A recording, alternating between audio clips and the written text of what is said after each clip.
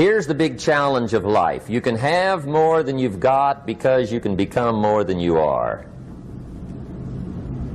That's the challenge. And of course the other side of the coin reads, unless you change how you are, you'll always have what you got. I have found in my experience that income does not far exceed personal development. Now sometimes income takes a lucky jump, but sure enough, unless you grow out where it is, it'll usually come back where you are. Life has strange ways. If somebody hands you $1 million, best you become a millionaire quickly, so you get to keep the money. Otherwise, sure enough, it'll disappear. Somebody once said, if you took all the money in the world, divided it up equally among everybody, it would soon all be back in the same pockets. Incredible. Success is something you attract, not something you pursue. Success is looking for a good place to stay. So instead of going after it, you work on yourself. Personal development. See, the major question to ask on the job is not what are you getting. The major question to ask on the job is what are you becoming? See, the big question is not what am I getting paid here. The big question is what am I becoming here? Because true happiness is not contained in what you get. Happiness is contained in what you become. So that's our major subject for tonight, personal development. Of all the assignments Mr. Schoaf gave me at age 25, this was probably the most difficult. In fact, I'm still working on this one. I think it's an unending challenge to see what you can become. The next subject is called Basic Laws.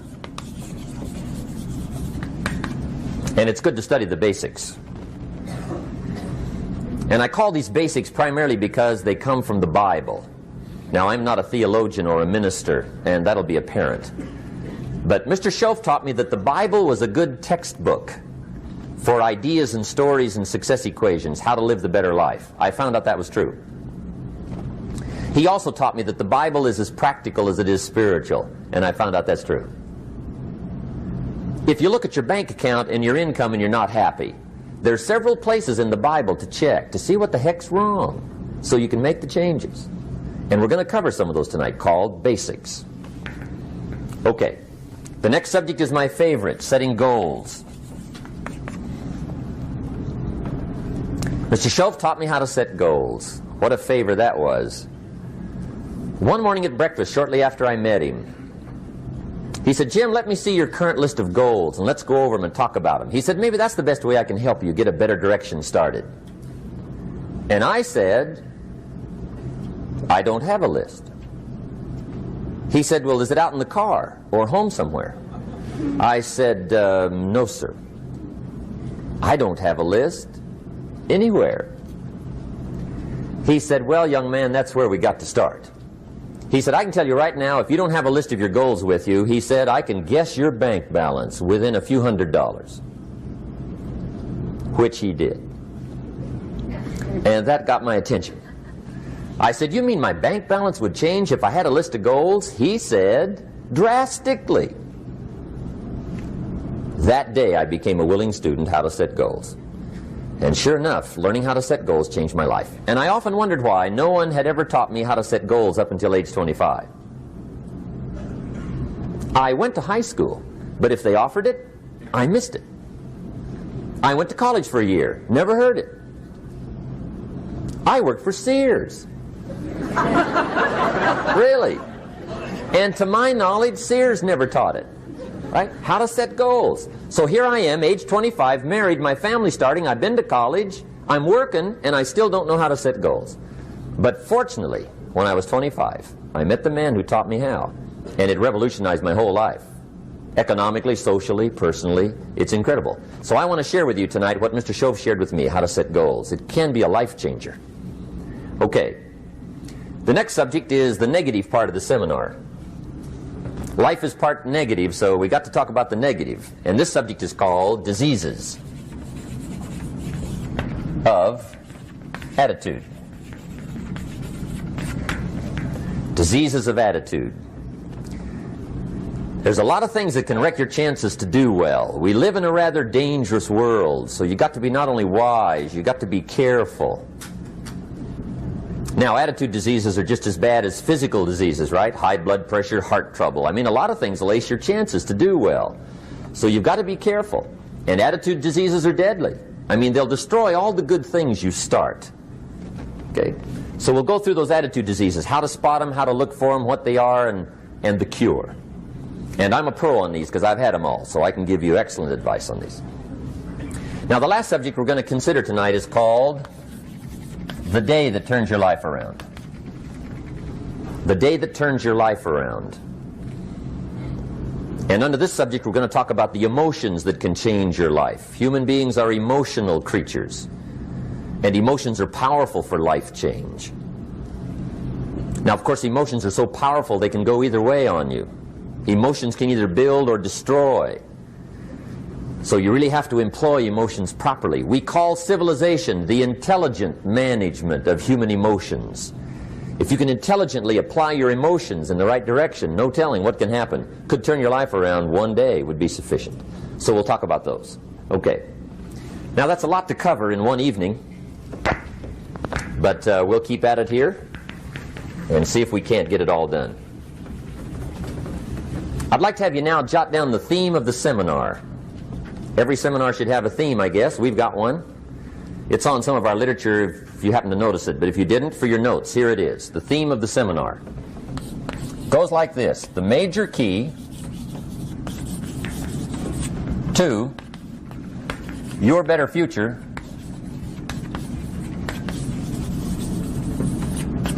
is you. That's the theme of our seminar tonight. The major key to your better future is you.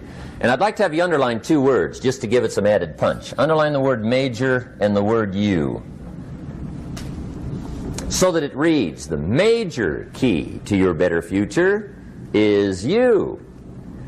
Now, my first suggestion is transfer this to a card or something where you can put it up, where you can see it every day. Preferably put it up where you can see it at the beginning of the day, before you go off to put the day together. This is a good phrase just to glance at, to keep in mind as you're putting the day together. It's called the silent seminar. If you'll just let this talk to you during the day, I found it to be tremendously helpful. The major key to your better future is you. For a big share of my life now, I didn't have this one quite figured out, among a lot of things I didn't have quite figured out. Many things used to puzzle me back in those early days. I used to wonder why two people could work for the same company, one make twice as much money. Now, see, that used to puzzle me. And maybe they were the same age, graduated from the same school, live in the same community, work for the same company, with the same products and the same services. They've got the same traffic, the same problems, and one makes $1,000 a month, the other one makes $2,000 a month. Now that was my puzzling question. Why would this long list be the same and the money twice as much? I asked, what's the difference between $1,000 a month and $2,000 a month? And I don't mean $1,000 a month, right? I could figure that out. But what makes the difference? Why would one person do twice as well, 3 times as well? Speaking economically. Now, I know there's more than one way to do well. I understand that. But in this little narrow area called compensation, what's the difference? Well, back then, with my faulty thinking, I'm trying to reason it out. I thought, well, maybe time makes some of the difference, right? Some people do better because they have more time. I used to say, Harold ought to be able to do well. He's got a lot of time. If I had all of Harold's time, I could do well. Now, that's got to be dumb, right? Number one, you can't get somebody else's time. A guy says to me one time, he says, you know, if I had some extra time, I could make some extra money. I said, then forget it. There isn't any extra time. Hey, when the clock strikes 12 midnight, that about wraps it up, right? I mean, you can look around the gongs there for a little more, but it's over. You say to the guy, what are you doing? He says, I'm looking for extra time. See, they'll come and take you away, right? There isn't any more time. Now, if you can't get more time, which you can't, what could you get more of that would make a difference in economic results? And here's the key word. Make it a part of your notes. We're going to consider it tonight. The word is value.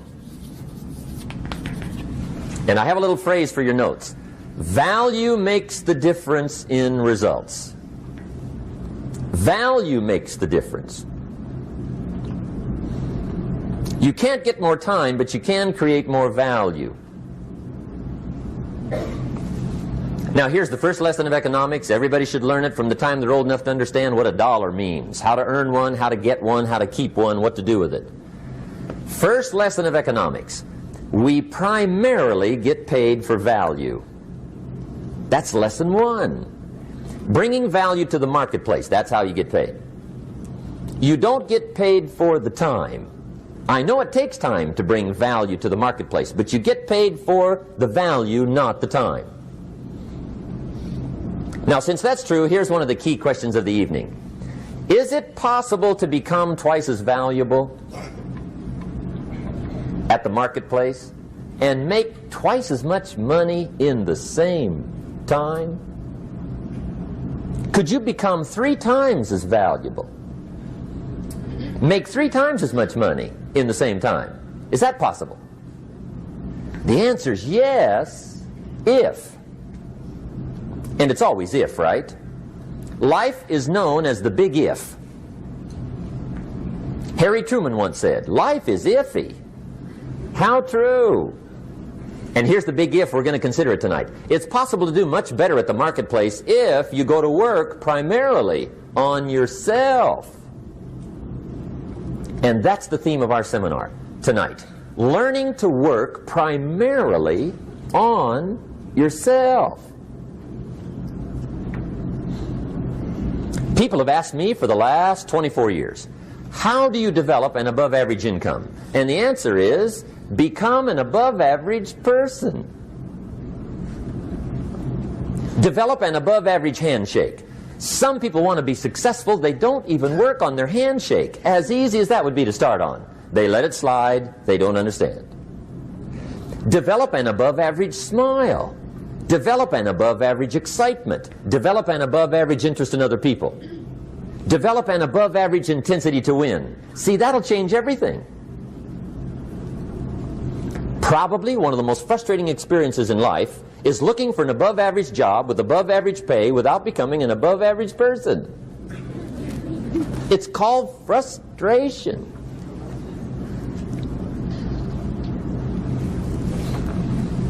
And Mr. Schoaf gave me probably the greatest clue he gave me when I first met him. He said, Jim, if you want to be wealthy and happy the rest of your life, just learn this lesson well. He said, learn to work harder on yourself than you do on your job.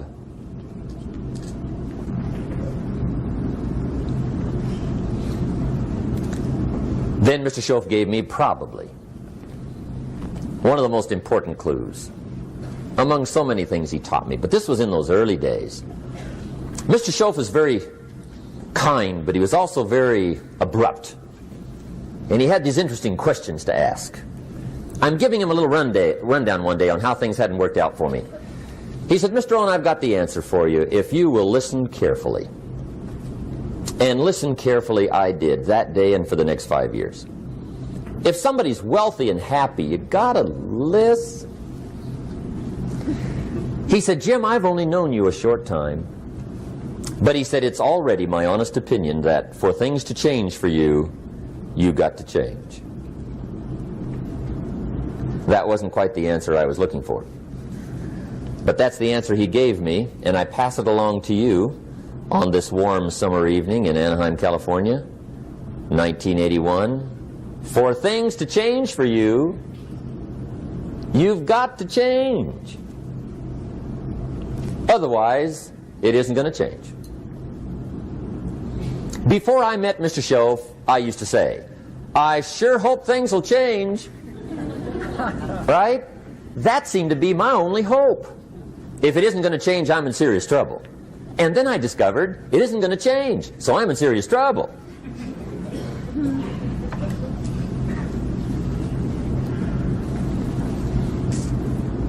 See, I can tell you what the 80s are going to be like. You have dropped into the right place. I did a seminar one time for Standard Oil executives and management in Honolulu. And we're having a conference one day around this big conference table.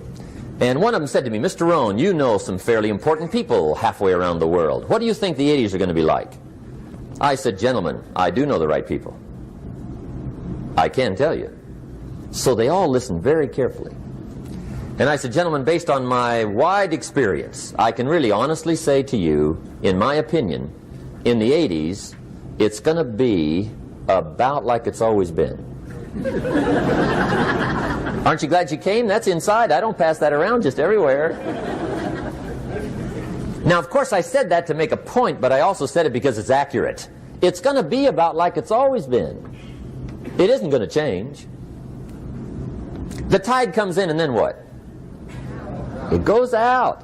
For 6,500 years that we know of, recorded history, and probably long before that. So it is not going to change. It gets light, and then what? It turns dark. 6,500 years. See, it's not likely to change. And we're not to be startled by that. And if the sun goes down, the guy says, what's happened, what's happened? It means he hasn't been here long, I guess, right? It always goes down about this time. The guy says, well, I don't like that arrangement. Well, you got to talk to somebody besides me, right? It gets light, then it turns dark. In rotation, the next season after fall is what? Winter. Pray tell, how often does winter follow fall?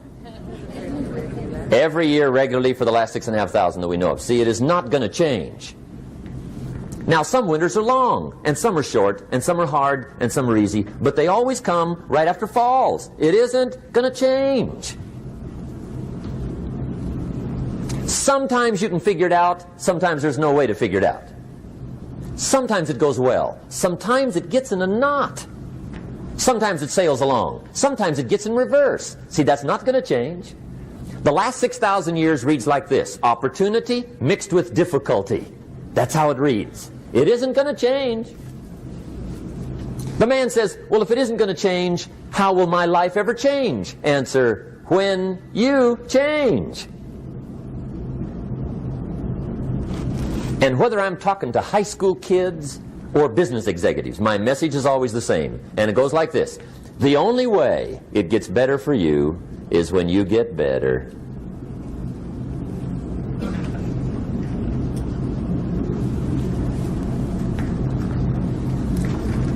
Let me give you the 4 major lessons in life to learn. Here's 4 majors. It's good to study the majors. In our weekend seminar we teach. Some people don't do well because they major in minor things. You've got to be on the lookout. At the end of every week, end of every month, you've got to check, make sure you're not spending major time on minor things. We go through that whole series. Majors and minors. Now, let me give you 2 phrases before we get to the 4 majors. This will set it up and you'll see where I'm going. 2 key phrases for your notes. Here's the first one. Life and business is like the changing seasons. That's the first phrase. Life and business is like the changing seasons. One of the best ways to describe life, it's like the seasons. Frank Sinatra sings, life is like the seasons. Now here's the second phrase. Very important. You cannot change the seasons, but you can change yourself. You can't change the seasons, but you can change yourself. And see, that's how life gets better for you, not by chance, but by change. Now, here's the 4 major lessons in life to learn. I've got my first book finished. Came out a couple of weeks ago. This is in it. The 4 major lessons in life to learn. Here they are. Number 1, learn how to handle the winters. That's lesson 1. They come right after falls with regularity. Some are long and some are short and some are hard and some are easy, but they keep coming. You must learn to handle the nights. They come right after days. You must learn to handle difficulty. It comes right after opportunity. You must learn to handle recessions. They always follow progressions. For the last 6,000. See, it isn't going to change. The lesson you must learn is how to handle it. And there's all kinds of winters, right? The winter when you can't figure it out. The winter when it all goes smash. The winter when it turns belly up. The winter when it won't work, when you've run out of money and you've got a broken heart. See, those are winter times. There's all kinds. Economic winters, social winters, personal winters. When your heart is smashed in 1,000 pieces and the nights are unusually long, your prayers seem to go no higher than your head. It's wintertime. Barbara Streisand sings, "It used to be so natural to talk about forever, but used to be's don't count anymore. They just lay on the floor till we sweep them away. You don't sing me love songs, and you don't say you need me, and you don't bring me flowers anymore." A song of winter. But see, the disappointments come. Those are normal. That's part of life. But the question is, how do you handle it? How do you handle the coming winters and the disappointments and the down times? Well, you can't get rid of January by tearing it off the calendar. But here's what you can do. You can get stronger, you can get wiser, and you can get better. The winters won't change, but you can. And that's how life changes for you. See, before I understood, when it was winter, I used to wish it was summer. I didn't understand. When it was hard, I used to wish it was easy. I didn't know. And then Mr. Schoaf gave me a part of his very unique philosophy when he said, "Don't wish it was easier, wish you were better." See, that triggered my whole life change. Don't wish for less problems. Wish for more skills. Don't wish for less challenge. Wish for more wisdom. That's the key. So that's lesson 1. Learn how to handle the winters. Here's lesson 2. Learn how to take advantage of the spring. That's the second one. Spring is called opportunity. And spring follows winter. What a great place for it. If you were going to put it somewhere, that'd be the place to put it, right after winter. And pray tell, how often does spring follow winter? Every year with regularity, 6,000. You can almost count on it. See, opportunity always comes. Days follow nights. Isn't that terrific? Opportunity follows difficulty. But here's what you must learn to do. Underline these 2 words in that key phrase. Take advantage. Underline those 2. You must learn to take advantage of the spring. See, just because spring rolls around is no sign you're going to look good come fall. You got to do something with it. In fact, you have to get good at one of 2 things in life. Planting in the spring or begging in the fall. Or get somebody to do it for you. See, those are about the only alternatives. Now here's what else you must do. Take advantage of the springs quickly, because there's only a few. Just a handful of springs have been handed to each of us. They don't come forever. Life is fairly brief. So you got to read every book you can get your hands on what to do with your springs while they're here. And take advantage, they soon run out. The Beatles wrote, "Life is so short." And for John Lennon, it was extra short. But life is brief. Elton John sings, "She lived her life like a candle in the wind." It's brief. So whatever you're going to do with your life, you got to get at it. Don't just let the springs pass. Here's the third major lesson in life to learn. Learn how to protect your crops all summer. You got to take care of what you start. Sure enough, as soon as you've planted your garden in the spring, the busy bugs and the noxious weeds are out to take it. And here's the next bit of truth. They will take it unless you prevent it. And that's the third major skill to learn. You've got to learn to prevent the intruder from taking all the good you start. It's one of the challenges. Here's two key phrases under number 3. First one, all good will be attacked on this planet. Maybe not the next one we get to, but on this one, all good will be attacked. Every garden will be invaded. Not to think so is naive. And here's the second phrase. All values must be defended. Political values, social values, community values, family values, marriage values, friendship values, business values. Every garden must be tended all summer. Third major lesson. Now here's number 4. Fourth major lesson in life to learn. Learn how to reap in the fall without complaint. Learn to reap come harvest time without complaint. Take full responsibility for what happens to you. It's one of the highest forms of human maturity, accepting full responsibility. It's the day you know you've passed from childhood to adulthood, the day you accept full responsibility. And another note, learn to reap in the fall without apology. Without apology if you do well, and without complaint if you don't. That's maturity. I used to have that long list of reasons why I wasn't doing well. To explain. You got to explain, right? Otherwise you're going to look bad. I used to have this funny list called Reasons for Not Looking Good.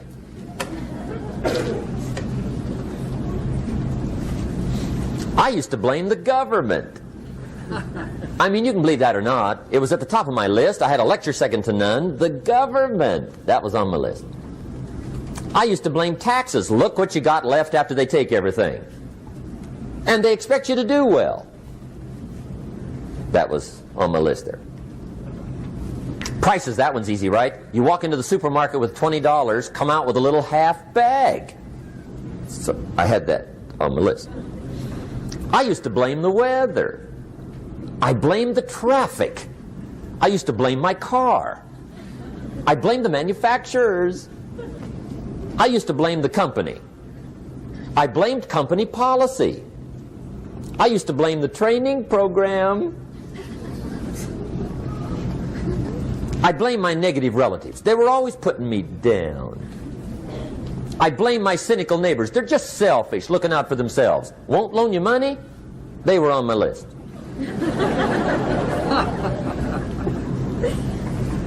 I used to blame the economy.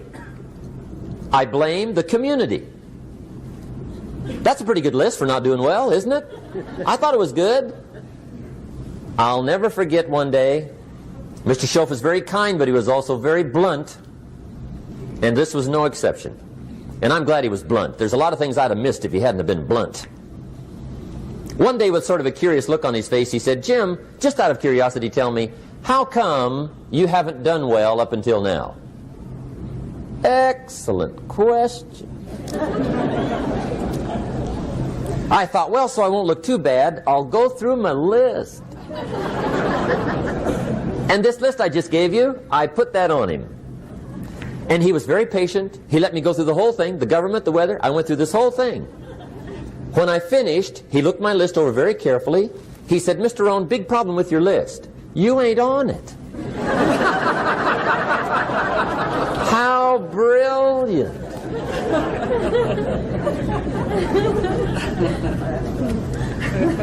When I went to work for him a few months later, I learned very quickly to tear up my list, reasons for not doing well, and I threw it away.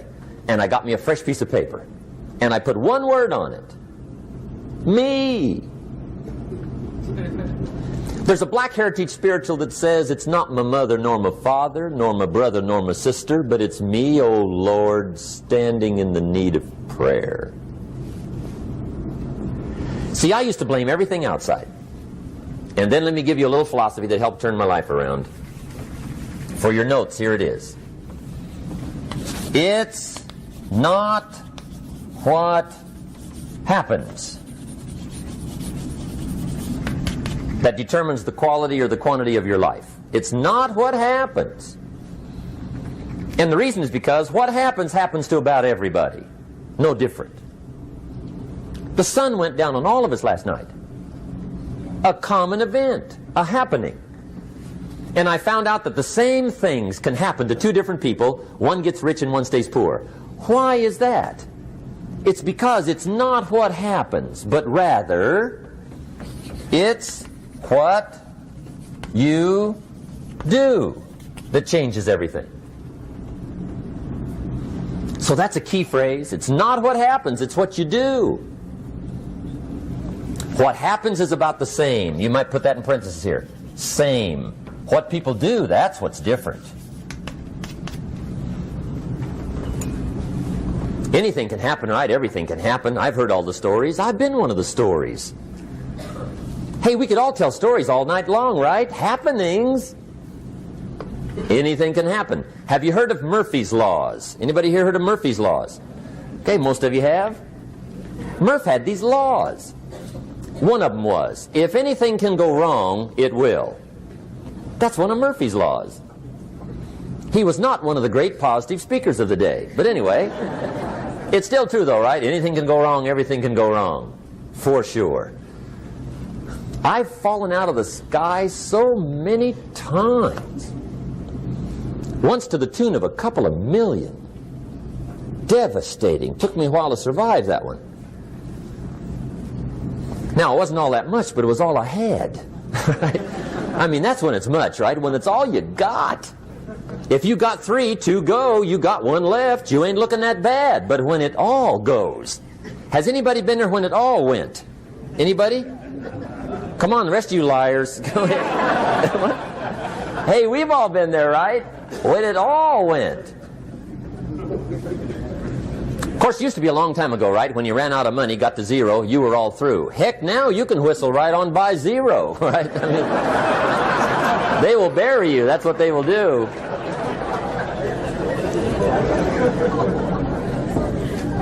But see, those are the happenings, right? Everything can happen. Anything can happen.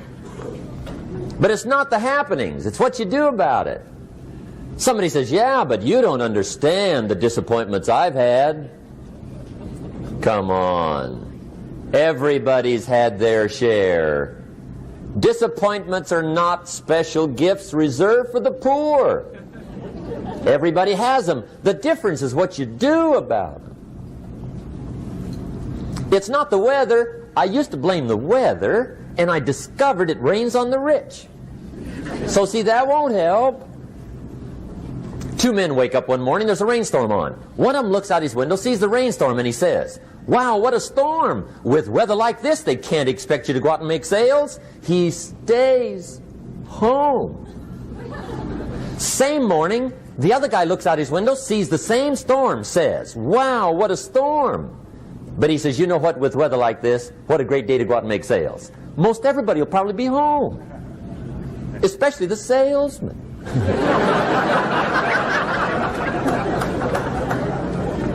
See, that's the difference in how your life works out. It's not what happens, it's what you do. So here's one of the key questions of the evening. Starting tomorrow, what are you going to do that'll make a change in your life's direction? Good question. What are you going to do starting tomorrow that'll make a difference? Now see, if you don't do something starting tomorrow that'll make a difference, guess what? It's gonna be the same. And see, that way you can guess what the next 5 years are going to be like. Look at the last 5. Because the next 5 are going to be like the last 5 unless you, major key, tomorrow, change it all. Or change a little, or change something, or don't change. It's choice time. You can do whatever you want. But it's nice to know any day you wish you can change your whole life. What can you do starting tomorrow that'll make a difference? Good question. What can you do with economic chaos, massive disappointment? What can you do with a broken heart? What can you do when it won't work? Good question. So if I had a word with you tonight, one-on-one, just you and me.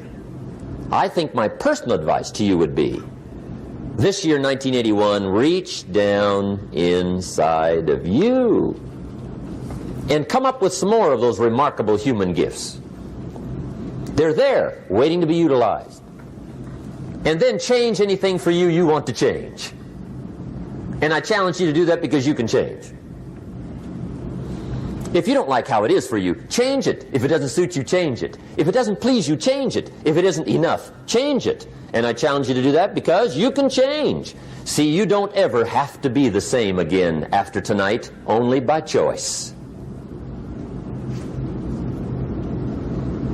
If you don't like your present address, change it. You're not a tree.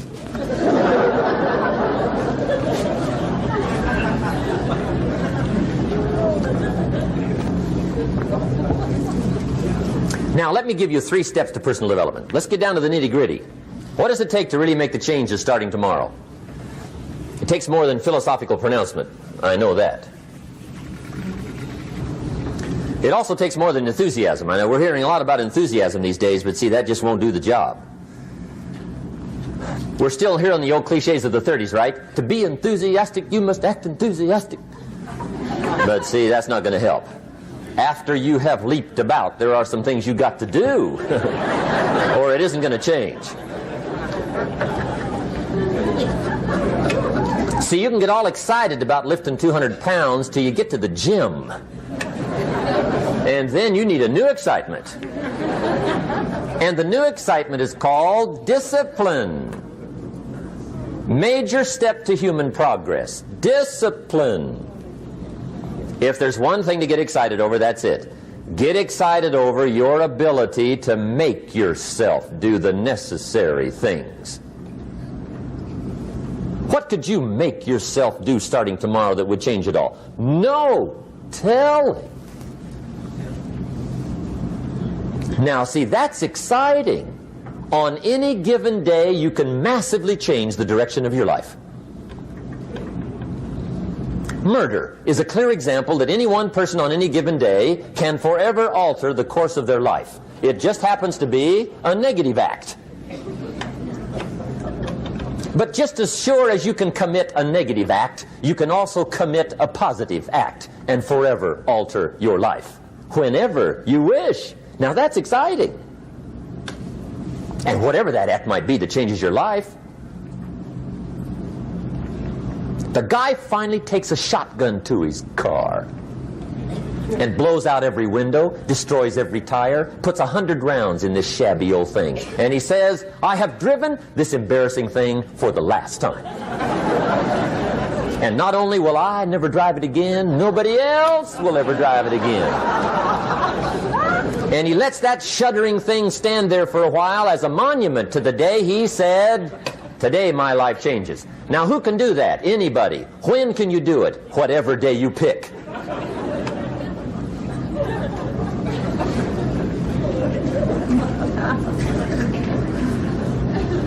Now here's the key to discipline. Start with the little disciplines, get excited over the little disciplines, and get right on those, because those will lead to the big ones. You can't handle the big challenges in life unless you take on the little ones. Make a list of all the things you can do, get right on those, discipline yourself for those, both for the results and for the muscle and for the practice, so that when life hands you some big challenges, you'll be ready, you'll have the muscle. But see, if you don't handle the small ones, you can't take care of the big ones. Okay, here's what else it takes for life change. Self-motivation. Key phrase, self-motivation. I don't know why we call it self-motivation. It's really the only kind there is. You've got to motivate yourself. Because I found out you can't change people. They can change themselves, but you can't change them. Lord knows some I've tried. But see, it won't work. People have to change themselves. I learned some of those lessons early. I built a little sales organization way back in those early days. I'm 25. And I had some nice people. I said, I'm going to make these people successful if it kills me. I almost died, right? I mean, you can't do that.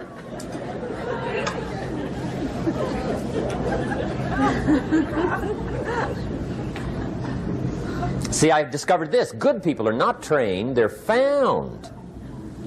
You find good people. You don't make them good, you find them good.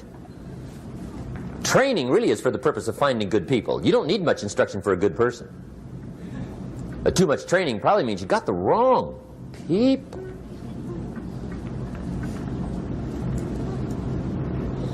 So you got to find the right people. That's the key to getting a good job done. One of the major things we learn in management, lesson 1, don't send your ducks to Eagle School.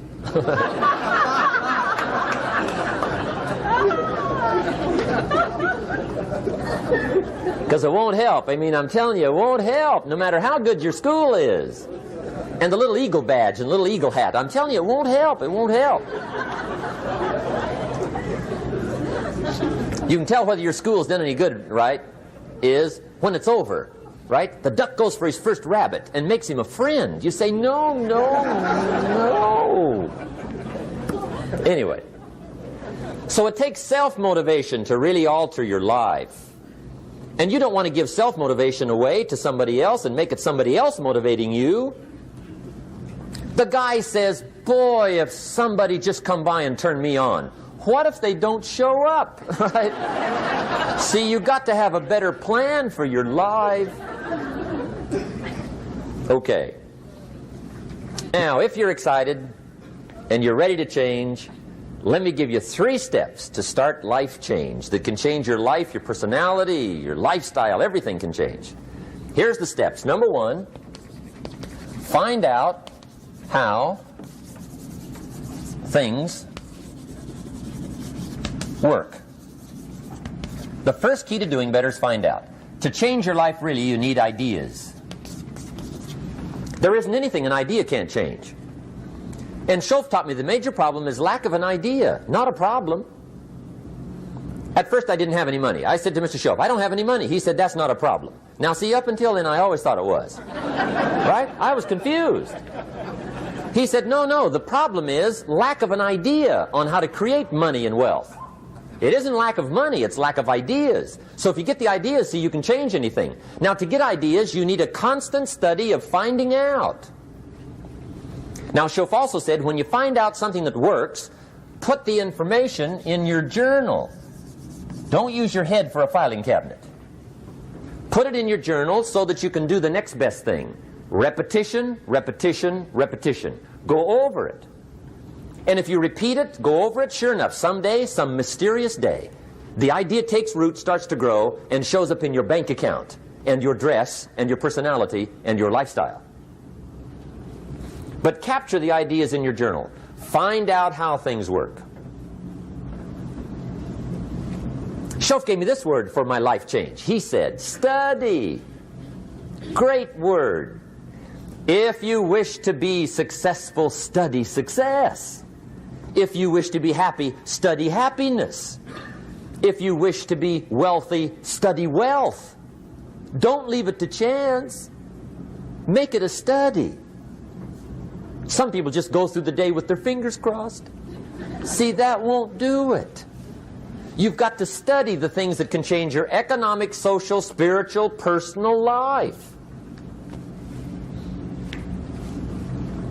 Now, here's a qualifying phrase. And we'll have several of these qualifying phrases throughout the seminar. Here's the first one.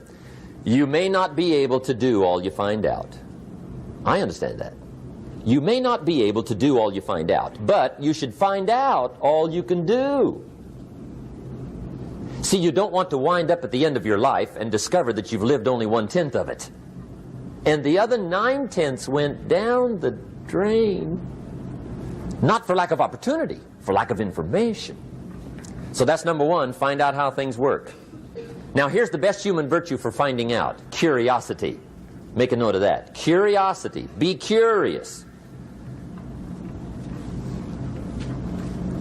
You might add a word to it that'll help. Childish curiosity.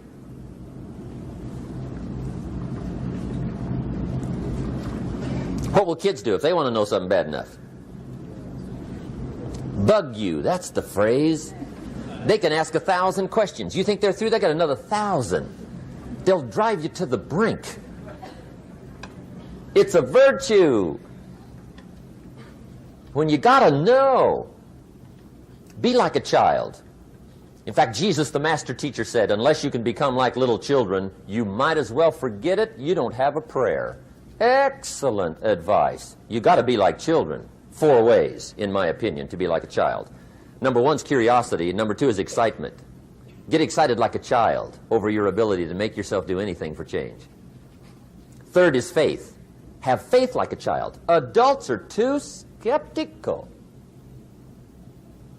And 4th is trust. Trust is a childish virtue, but the rewards are incredible.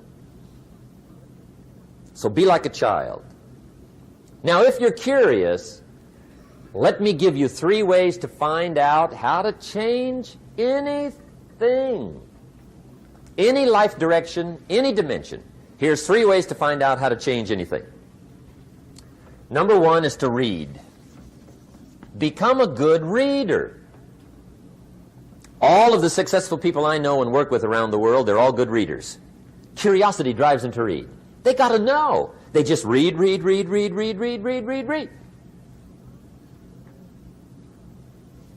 Become a good reader. Now, that's my opinion.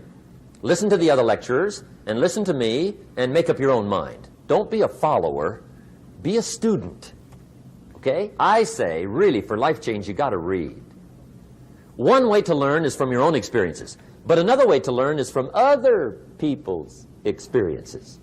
See, one book might save you 5 years if you read it. Did you know there's books on how to be stronger, more decisive, be a speaker, be a leader, have a better effect on other people, develop your personality? Did you know there's books on that? And people don't read them? How would you explain that? And they can read. Did you know that hundreds of successful people have written their stories in books and they wrote down how they did it and people don't read it? How would you explain that? The guy's busy, I guess. You know, you get tied up. The guy says, well, yeah, you work where I work. By the time you struggle home, it's late. You got to eat a bite of supper, watch a little TV, get to bed. You can't sit up half the night reading. And the guy's behind on his car payment. Good worker, hard worker, sincere. But you got to be better than sincere and work hard. Otherwise, at the end of your life, you'll wind up cold, stony broke.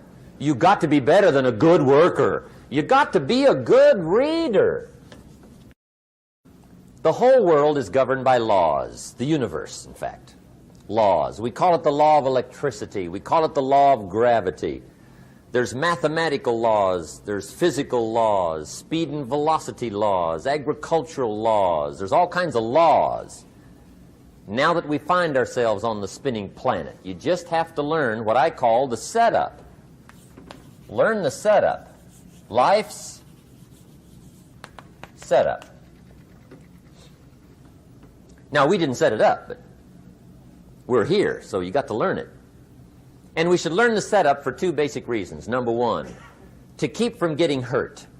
It's one of the major reasons for learning, so you won't get hurt.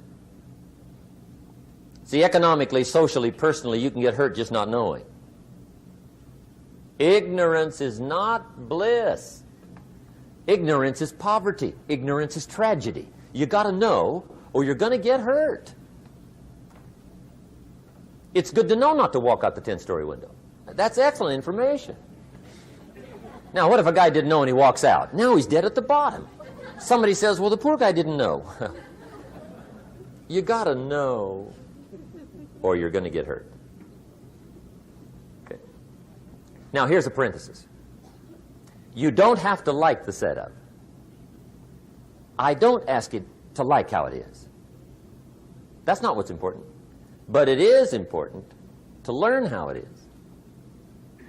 Okay? So you don't have to like it, but you should learn it. That's what I tell the kids, right? Make sure you get the information. What you think about it, that's up to you. What you're going to do with it, that'll soon be up to you. But make sure you get it.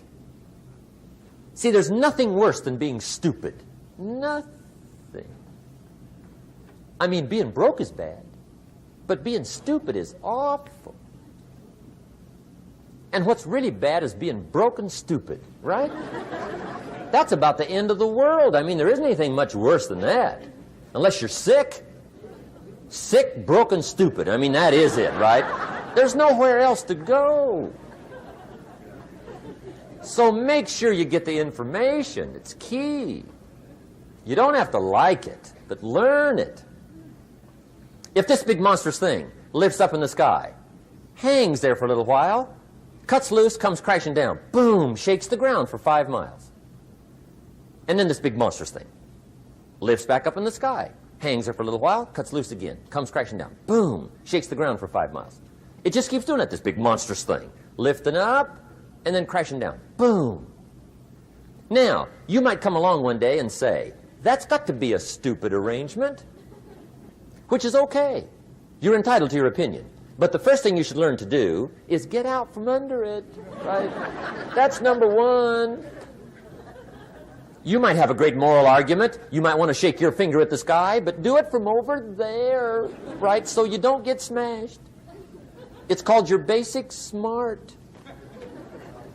So number one, learn so you won't get hurt. Whether you like it or not, learn. Now here's the second reason for learning, the setup, to benefit. It's called the plus of life. And that's what life is, right? Both minus and plus.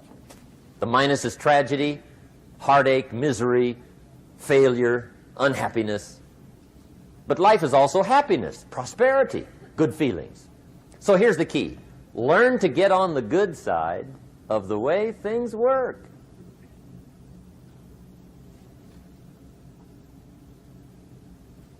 Now, here's 2 of the basic laws, and we'll take our break. Shof taught me these.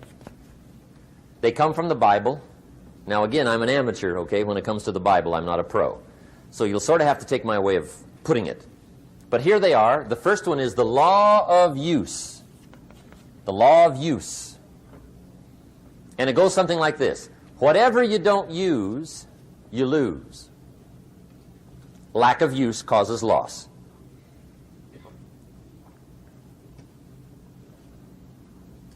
On this planet, maybe not the next one, but on this one, if you tie your arm to your body, leave it there long enough, you'll never use it again. It's over for the arm. Now, it may not be over, but it's over for the arm. The only way to keep the use of this arm is what? Keep using it. If you quit, you lose automatically. They don't bring it up for a vote. You lose automatically when you quit. Now, the same thing that goes for your arm goes for your brain, mentality. The same thing goes for all the human virtues. Ambition, unused, declines. Strong feelings, unused, diminish. It doesn't grow, it diminishes. Faith, unused, decreases. It's a law. Vitality unused diminishes. Energy unused decreases. The guy says, well, I'm going to save up my energy. You can't do that. That's like trying to save today, put it on the end of the year. See, you can't do that. They'll come take you away. If you don't use today, what? It's lost. The guy says, well, I'll work twice as hard tomorrow to make up for it. See, that's foolish. You could have done that anyway. Today unused is lost. A talent unused is lost. An ability unused is lost. So here's one of the key expressions of the evening. Take a new inventory of yourself. Starting tomorrow, new project. Take a new inventory. And make sure that all of your talent and ability and mentality and ingenuity and vitality and strong feelings, faith, courage, make sure that all you've got's being used. Otherwise, you lose. Now, one of the best illustrations of the law of use is a Bible story called the Parable of the Talents. The talent story. Interesting story if you haven't read it in a while. Just review it. It's a good story. An ancient story. It says there was a master with 3 servants.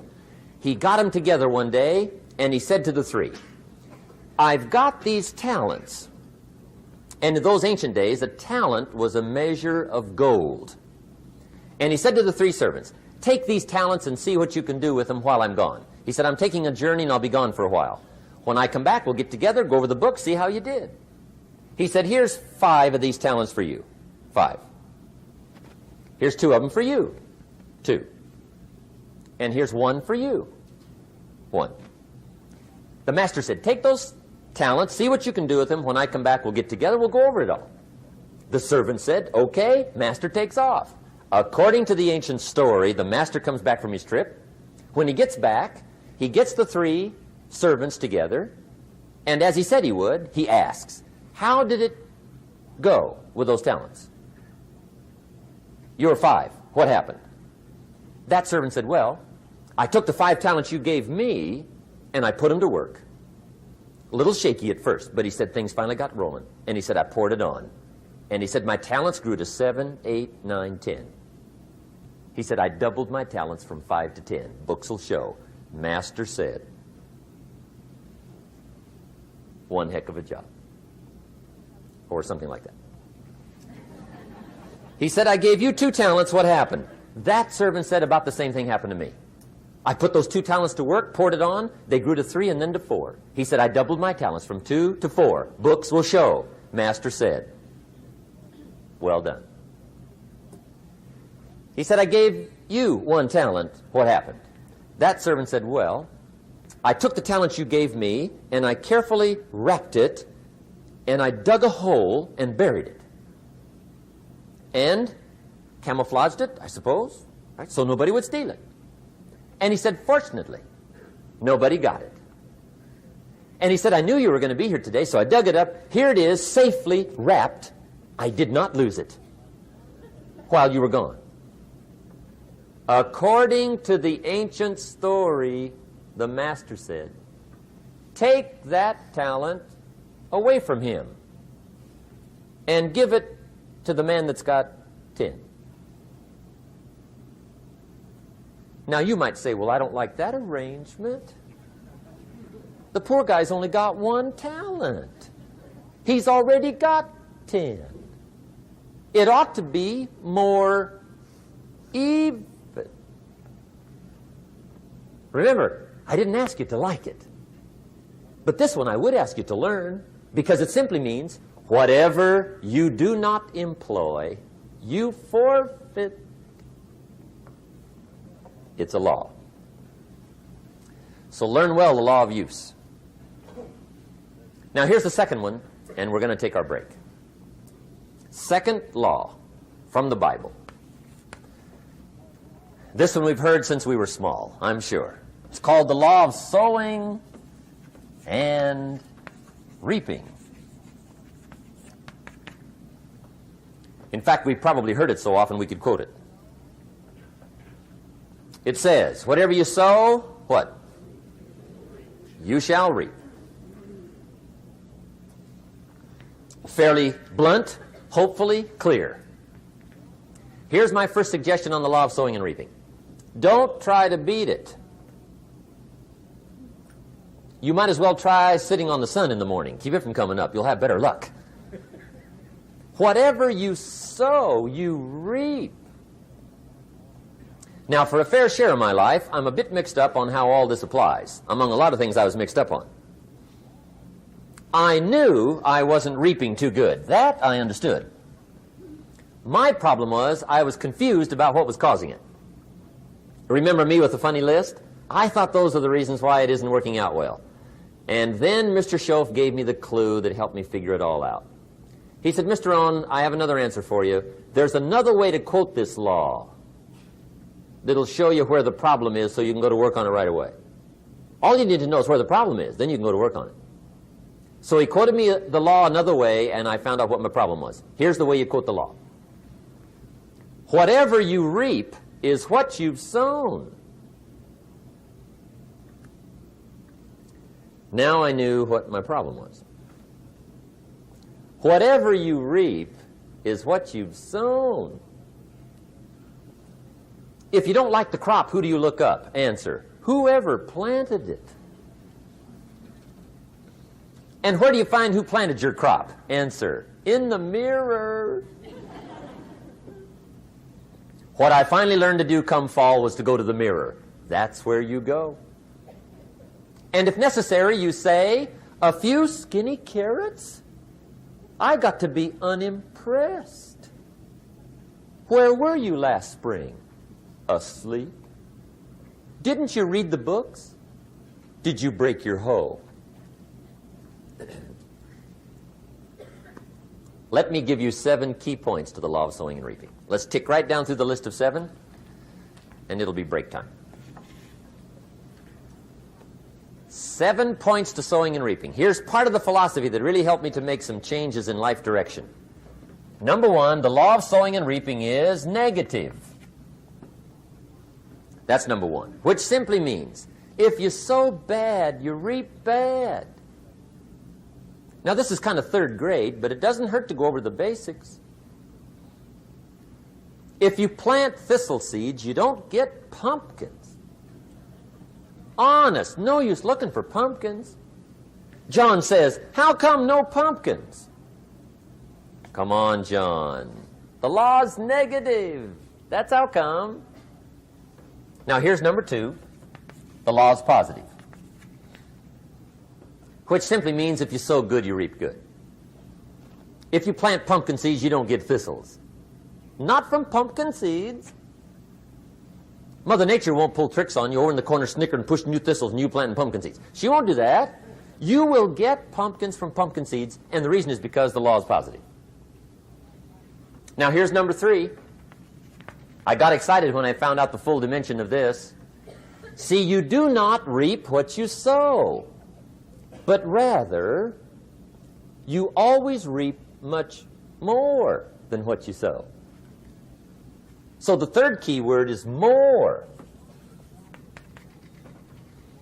You don't get back what you put out. You get back much more than what you put out. And it works both positive and negative. On the negative side, it said, if you sow to the wind, you reap the whirlwind.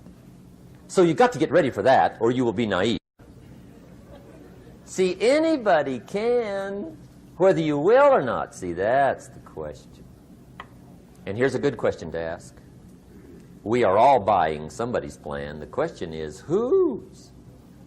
Who's got you talked into doing what you're doing? Who's got you talked into your present plan? See, 10 years from now, you will surely arrive. The question is, where?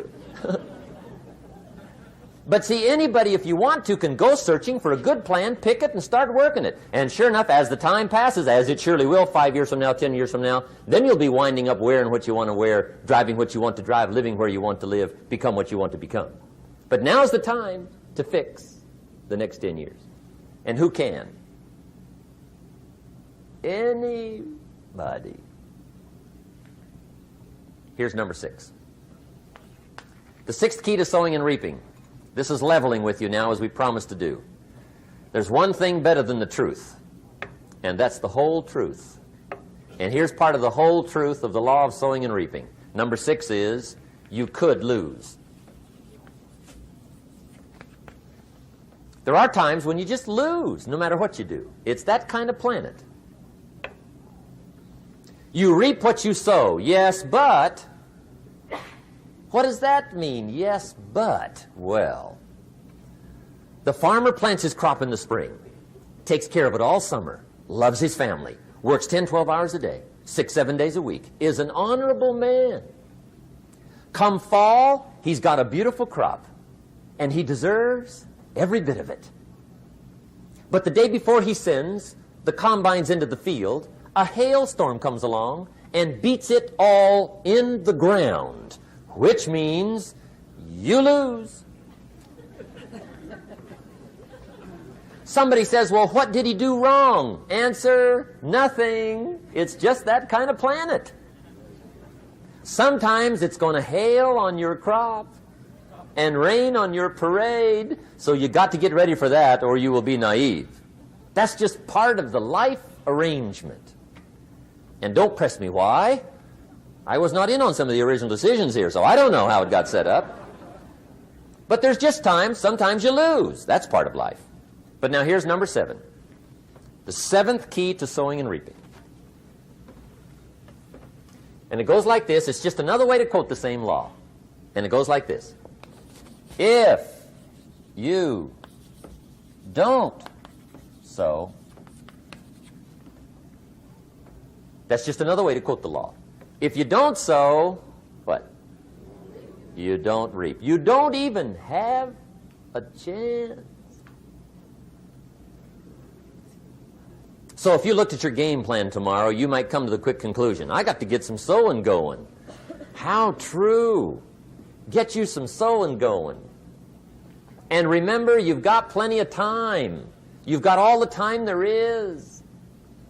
Some people spend enough TV time to make a fortune. The latest article on television watching in this country, according to the latest article, the average television is on in this country in every household 7 hours a day, called the Big 7.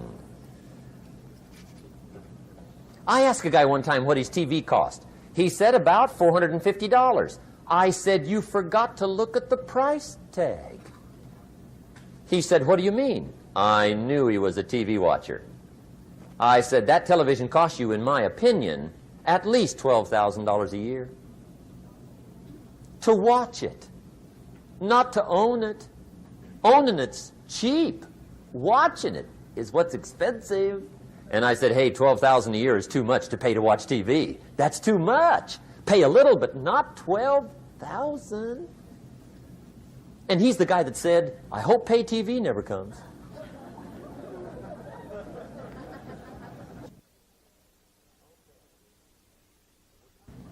Okay. We're trying to cover an awful lot tonight. I realize that. But my time schedule is such that we just have to sort of give it all to you and let you sort the rest out. I wish we had plenty of time for questions and answers and that whole thing, but our time is just limited. But we are trying to go through an awful lot. I realize that. But looks like everybody's getting it. This is about the note-takingest crowd I've seen in a long time. Incredible. Does anybody have 5 pages yet? Anybody? Oh, fantastic. Incredible. Okay. Maybe you heard the story about the preacher down in Texas, southern part of the country. He was an evangelist back in the horse and buggy days.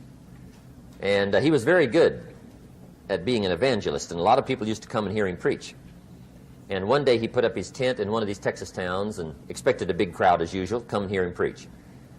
And he got there, first night of the tent revival, walked in. 7:30, time to start. And to his surprise, the tent was empty. He thought, well, something must be drastically wrong. So he waited till 7:45, nobody showed up. 8 o'clock, zip. Finally, 8:15, one lone cowboy wandered up on his horse, tied his horse up outside, came in, sat down on the front bench, right, waiting for something to happen. The preacher thought, well, at least I better go down and talk to the cowboy. So he walks down, talks to the cowboy, and he says, Cowboy, I'm the preacher. And he said, I don't know what to tell you. Something's gone wrong. He said, this tent was supposed to be full of people. He said, I'm embarrassed. He said, you're the only one that showed up. And he said, I really don't know what to do. And the cowboy said, well, I'm not a preacher, so I really can't tell you what to do. You know, he said, I'm just a cowboy. But he said, I know this, if I went out to feed my cattle and only one showed up, I'd at least feed it. The preacher thought, hey, the cowboy is right. If you've got a good idea to share, you should share it, if there's 1 or 1,000. So he got kind of inspired by this conversation, and he jumped up on the platform and started to preach, as if the tent was full of people, just exploded.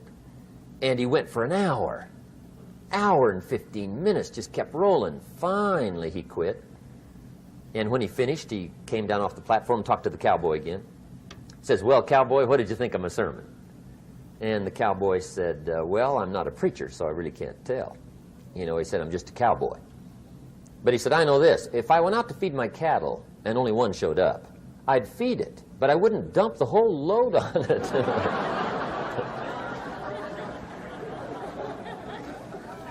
So anyway, if it seems like we're dumping the whole load tonight, I guess we are. But gosh, everybody's doing well. I'm having a good time. I appreciate the response here tonight. Okay, the next subject is setting goals. Let me show you what turned my life every way but loose. Mr. Schoaf dropped this idea on me, changed me completely. Setting goals. Here's what can easily happen if you don't set goals. It's easy to let life deteriorate into making a living instead of designing a life. And we all have a choice. Make a living or design a life. It's easy to get trapped by economic necessity and settle for existence rather than substance. That's easy. But the best advice I can give you on how to break out of that trap is to learn how to set goals. Mr. Schoaf put it to me this way. He said, Jim, if you had enough reasons, you could do the most incredible things. I never forgot how he put that. If you have enough reasons. See, reasons will change your whole life. Mr. Schoaf said to me, he said, Mr. Rohn, I think you've got plenty of intelligence, you've got plenty of talent, you've got plenty of ability. Probably what you lack is plenty of reasons.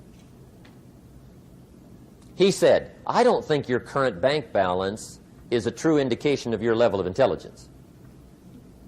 I was happy to hear that. He said, I think you're much smarter than your present bank balance indicates. And that turned out to be true. I was much smarter. But of course my first question was, well then why isn't it bigger? And he said, you don't have enough reasons. You've got enough intelligence, but not enough reasons. So see, reasons can change your life. Here's what else I found out. Reasons come first, answers come second. You don't get the answers to do well till you get the reasons. Life has a mysterious way of hanging on to all the answers and only gives them up to the people that are inspired by reasons. So reasons make the difference in how your life works out.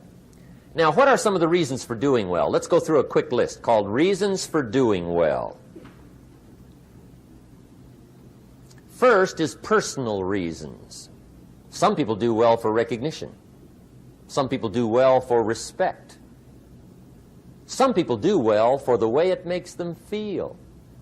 They love the feeling of being a winner. Those are good reasons.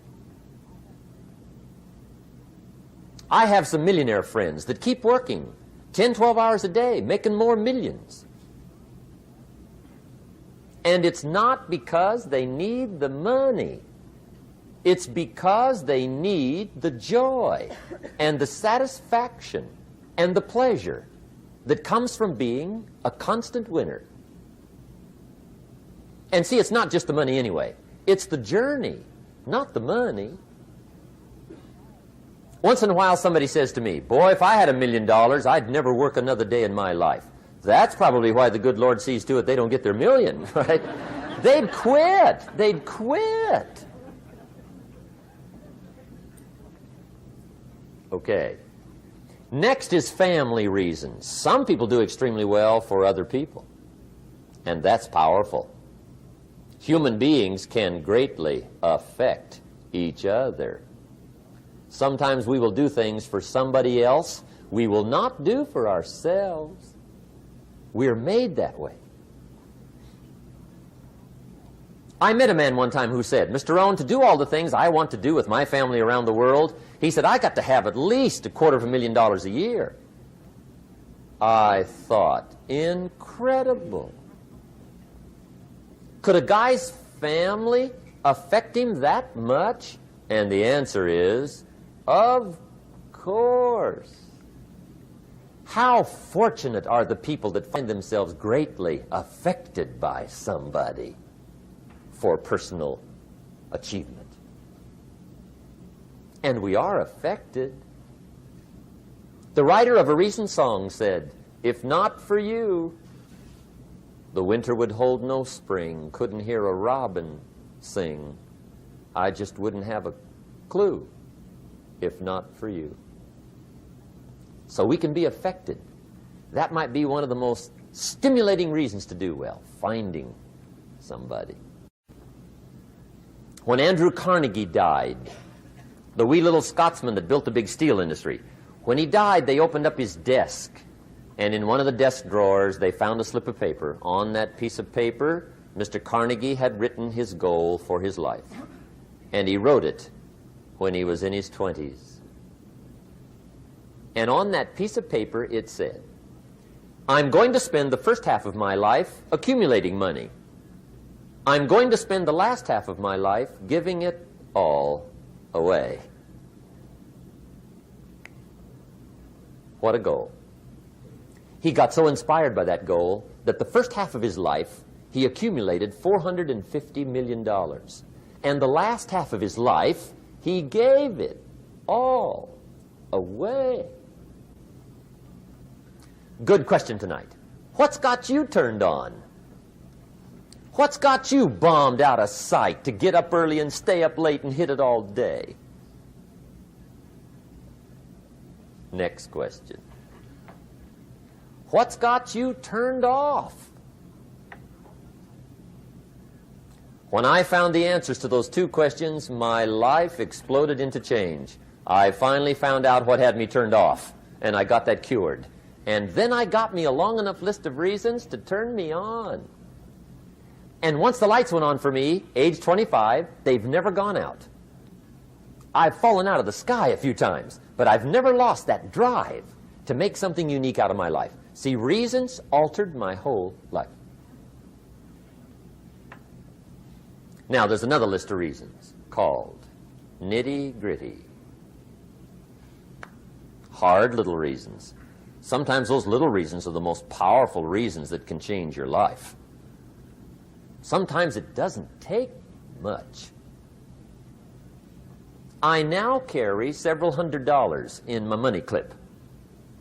It's only a few $100s, but it was one of those reasons turned my life around.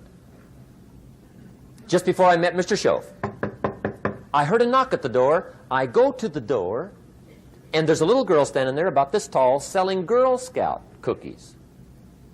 And she gave me one of the finest sales presentations I've ever heard. Special deal, several flavors, this whole package of stuff, $2.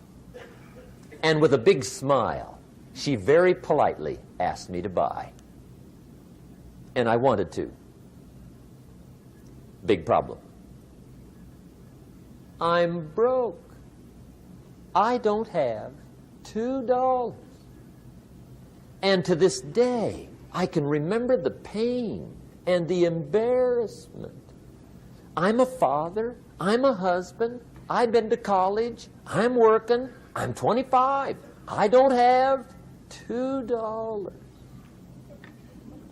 And I didn't want to tell her that for some reason. So I did what I thought was next best. I lied to her. I said, "Hey, look, I've already bought lots of Girl Scout cookies. I've still got plenty stacked in the house," which was not true. But it seemed to get me off the hook for the moment. She said, "Well, gosh, that's wonderful. Thank you very much." And she went away. When she left, I closed the door, and that was the day I said to myself, I don't want to live like this anymore. I've had it with lying, and I've had it with being broke. I'm never going to let this happen to me ever again. I promised that day I would work as hard as possible and would always carry plenty. It took me a little while, but now I do. It was one of those reasons. And I guess I carry plenty for two reasons. One is the way it makes me feel, but also in case I bump into another Girl Scout selling cookies. right? I'm ready.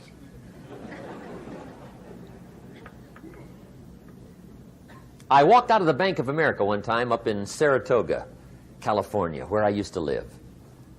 Two little girls selling candy right outside the bank. Good place. Some girls' organization they're working for, right? I come walking out of the bank. This first little girl walks up to me. She said, "Mister, would you like to buy some candy?" I said, "I probably would." "What kind is it?" She said, "It's almond roca." I said, "My gosh, that's my favorite." She said, "Wonderful." I said, "How much is it?" She said, "It's just $2. I thought, incredible. I said, "How many boxes of that candy have you got?" She said, 5. And her little friend was standing there. She was selling candy too. I said, "How many boxes have you got?" She said, "I've got 4. I said, "That's 9. I'll take them all." They said, "Really?" I said, "Yeah, it's my favorite. I've got some friends. I'll pass them around." They got so excited, put all this candy together. I reached in my pocket and gave them the $18. When I've got the candy and they've got the money, that first little girl looks up at me. She says, "Mister, you are really something." How about that? Can you imagine only spending $18 and have somebody look at you in the face and say, "You are really something"? Now you know why I carry heavy, right? I'm not going to miss anymore. It was just one of those reasons. Helped to change my life. One of my nitty-gritty reasons was budget finance. Budget finance used to grind my soul. Way back in those early days, I had fallen for one of those consolidation loans, where you take all your little hard-to-pay bills, put them into one big impossible-to-pay bill, right?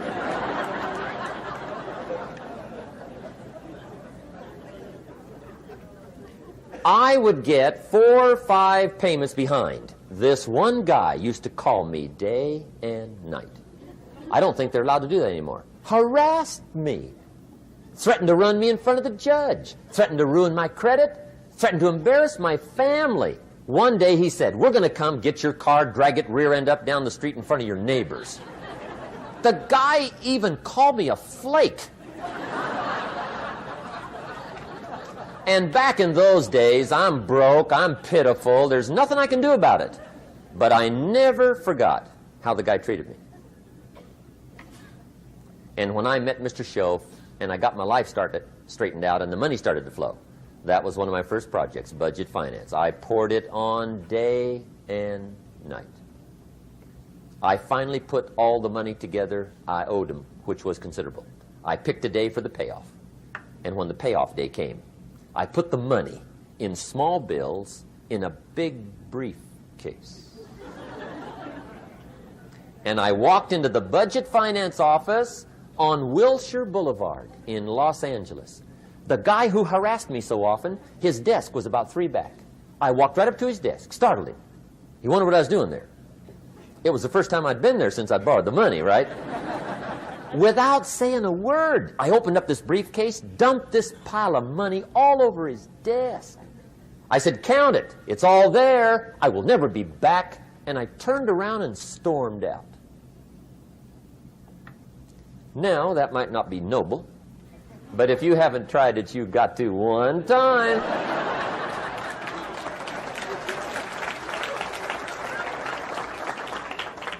It can be the day that turns your life around. All you need is a reason that turns you on. One of my dear friends, Robert Depew, Bobby used to be a school teacher in Lindsay, olive capital of the world. Bobby taught school several years, got a little weary teaching school. One day decided he wanted to get into sales. So without telling anybody, he just up and quit his job teaching school and jumped into sales. When he did, his brother made fun of him, laughed at him, put him down, said Robert's lost his mind. Had a good job teaching school. Now he thinks he's a salesman. He's going to go down the drain, lose everything. Just put him down something fierce. Bobby said, the way my brother acted when I got into sales, he said that made me so mad. I decided to get rich. And my question for you tonight is it possible to get that mad? Of course. Wealth is not a matter of intelligence. It's a matter of inspiration. Today, Robert happens to be one of my millionaire friends. Bobby's rich.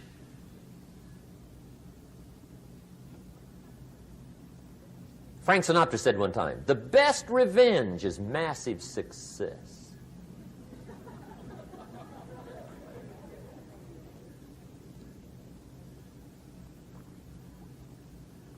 Hey, get you a long enough list of reasons so that after tonight you never lack for inspiration.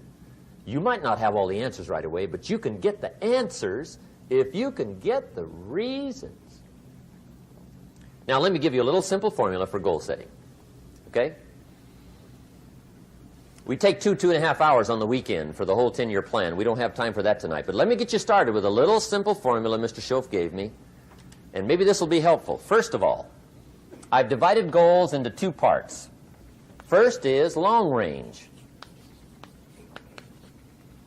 Long range goals. That's your dreams.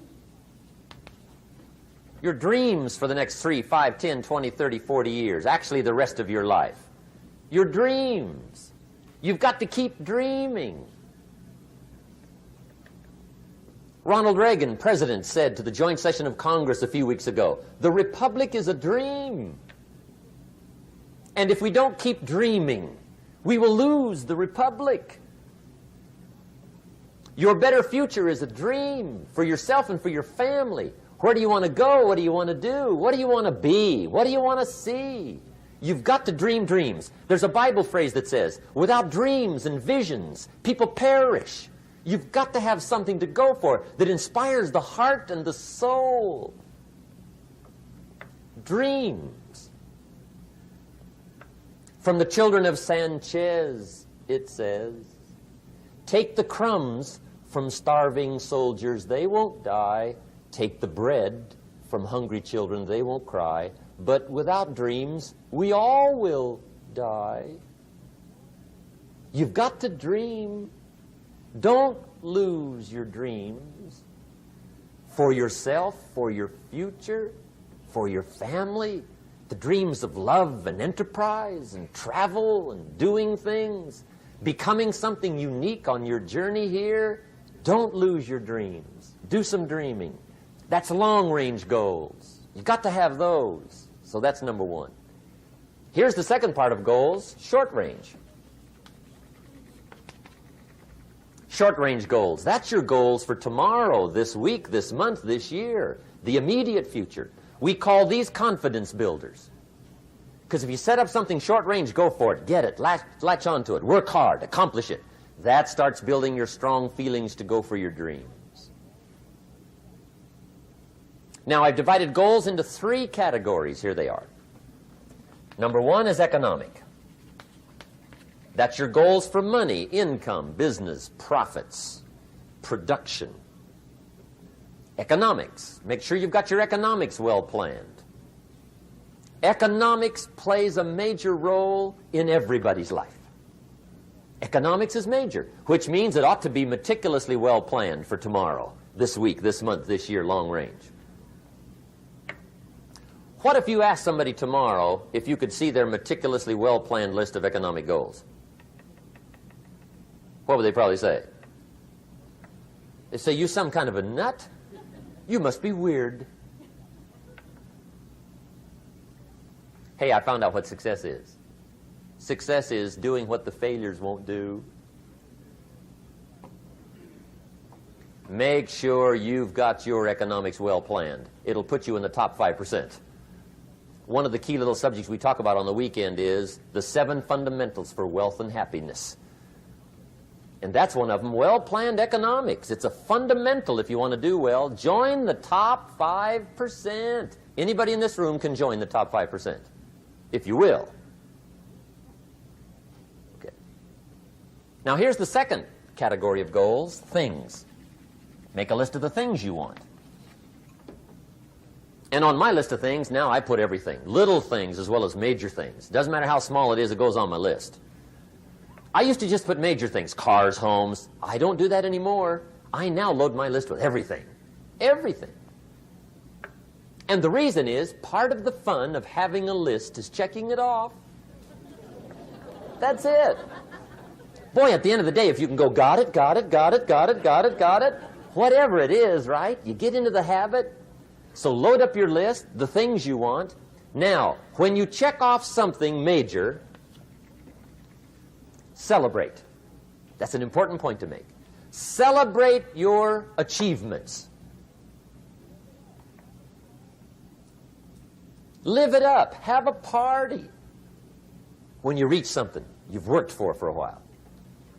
See, we all grow from two experiences. One is called the pain of losing. The other one is called the joy of winning. We need both of them. Amplify them as much as you can, which also means make losing painful. If you set up something, fooled around, didn't get it, put it on yourself. On the other side, if you did get it, congratulate yourself. Self-congratulations is a sign of maturity. Seeking congratulations is a sign of immaturity. But hey, winning and losing, see, that's what it's all about. That's the name of the game. Now, some people lead such mediocre lives, at the end of the day, they don't know whether they're winning or losing. They got no clue. Guy's just going through the day with his fingers crossed. There's a better way. Okay, here's the third category of goals, personal development. Put those goals together. Personal development goals. That's your goals to be stronger, more decisive, be a speaker, be a leader, learn a language, all kinds of skills. Okay? The whole weekend seminar was designed to improve all your skills so that you walk away more skillful. And that's what you want, the personal development skills. That's what attracts, that's what brings good things to your life, the person you become more skillful.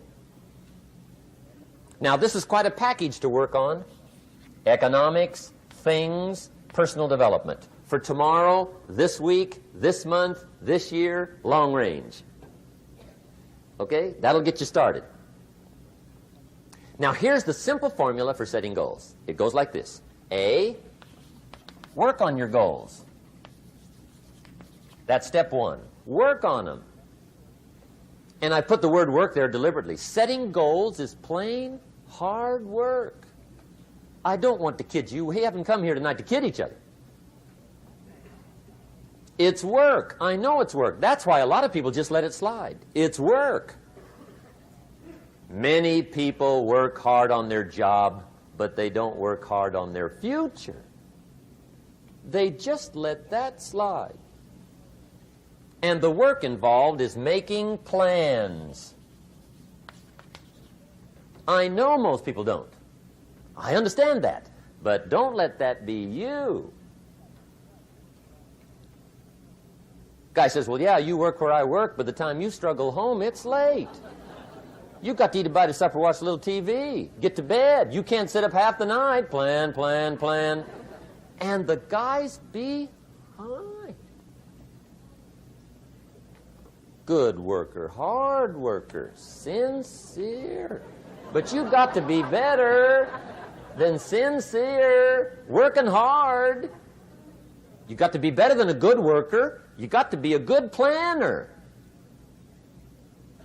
Somebody once wisely said, the people who fail to plan are planning to fail.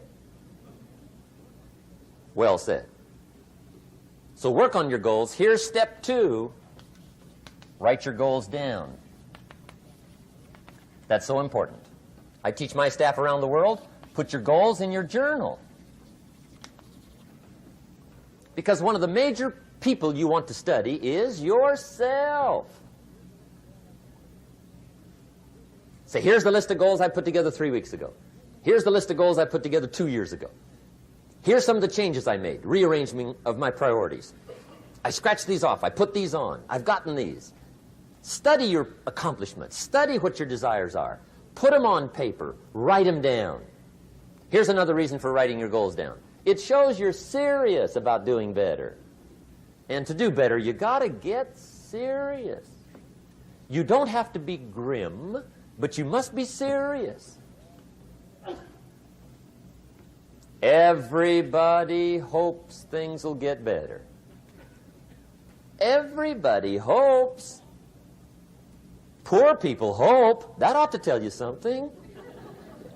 It means the future does not get better by hope.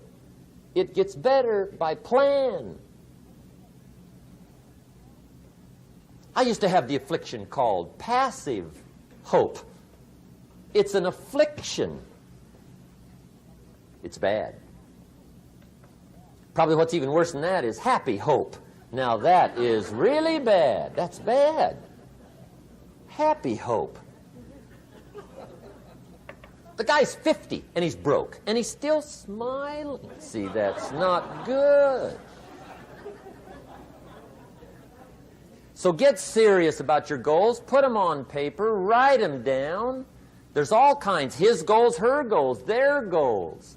Business goals, financial independence goals, family goals. I mean, there's so many things to work on this that if you don't get busy and work on it, sure enough, the time will pass. And sure enough, 5 years from now, you'll wind up where you don't want to be, wearing what you don't want to wear, driving what you don't want to drive, being what you don't want to be. Now's the time to fix it. Now, here's the third step to your goals. Check the size of your goals and the kinds of goals. How big they are, what kind they are, affects you. And here's one of the important phrases of the evening. Your goals are affecting you, whatever they are. Your goals affect your handshake. Your goals affect your attitude, personality. Your goals affect the way you walk, the way you talk, the way you dress. All day long, we're being affected by our goals. Now, some people have goals, but they have such lousy goals. The effect is bad. I asked a guy one time, what are your goals for this month? The guy said, look, if I could just scrape up enough money to pay these lousy bills. That was his goal. I'm not saying it isn't a goal. It's a goal, but it's such a lousy goal, the effect is bad. You don't jump out of bed on Monday morning and say, oh boy, another chance to go out and scrape up the money to pay my lousy bills. See, you don't do that. Usually you say, oh, not another Monday.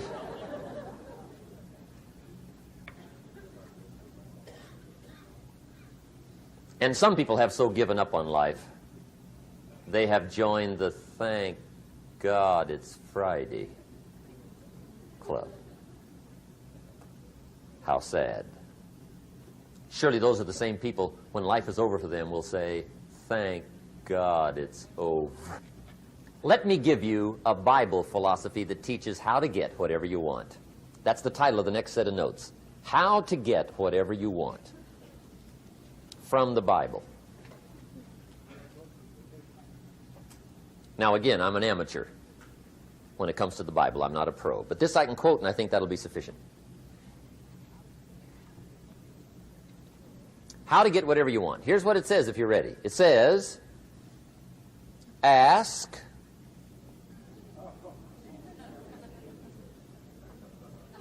That's it. End of notes.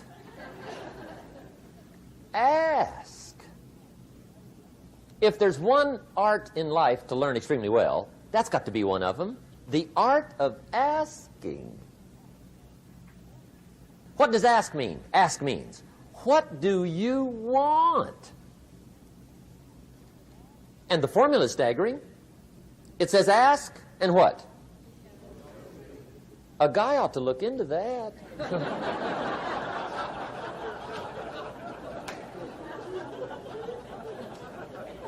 He says, yeah, but you work where I work, by the time you struggle home, it's late. You got to eat a bite of supper, watch a little TV, get to bed. You can't sit up half the night, ask. And the guys be... See, you've got to be better than a good worker. You've got to be a good asker. Now, let me give you 3 key points on asking and receiving. This can do it. Number 1, asking is the beginning of receiving. Asking starts a unique process, mental and emotional. I don't even know how it works. All I know is it works. It's like pushing a button and all this machinery starts working. I don't know how. It just works. There's a lot of things you don't need to know how. Just work them. Some people are always studying the roots. Others are picking the fruit. I mean, it depends on what end of it you want in on. Asking is the beginning of receiving, so start the process. Here's number 2. Receiving is not the problem. Receiving is automatic. Now, if that's true, receiving is not the problem, what's the problem? Failure to ask might be one of your major problems. I don't know. Check it out. The guy says, oh, now I see it. I got up last year and hit it every day, but there's not a scrap of paper with my goals on it. Good worker, poor asker. So you got to change that. Here's number 3. Receiving is like the ocean. There's plenty, especially in California. It's like an ocean here.